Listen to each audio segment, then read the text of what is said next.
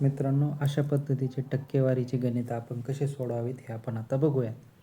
तर यामध्ये काय दिलेलं आहे की जर एखाद्या संख्येत 20% वाढ केली आणि पुन्हा त्या संख्येत 20% घट केली तर एकूण वाढ किंवा घट किती टक्के होईल किंवा झाली असेल. तर मित्रांनो, यासाठी आपण कोणतीही एक संख्या ग्राह्य धरू शकतो, जसे की 100, 200, 400, 500, 1000 काहीही धरू शकतो. पण आपल्याला सोपं जावं म्हणून आपण एक 100 ही संख्या ग्राह्य धरूयात. जर आपण 100 ग्राह्य धरलं तर आपल्याला आधी 100चे 20% काढावे लागतील.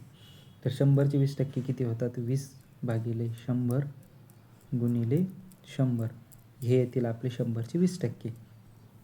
तर 100चे 20% आले आपले 20, बरोबर. तर त्यामध्ये काय झालं आहे? वाढ झाली, म्हणजे 100मध्ये 20 रुपये किंवा 20% वाढ झाली तर ते झालेत 120.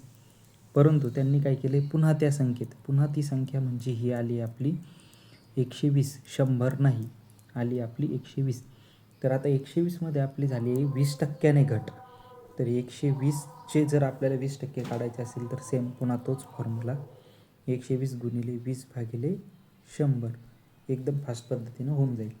0ला हा कॅन्सल झाला, ह्या 0ला हा 0 कॅन्सल झाला, 12×2 = 24. म्हणजे आता काय होईल? ह्या 120मधून घट झालेली आहे म्हणजे मायनस होणार.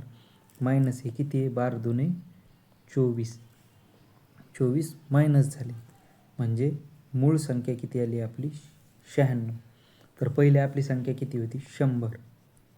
100 मायनस 96 तर आलेत आपले 4, म्हणजे 4% घट झालेली आहे.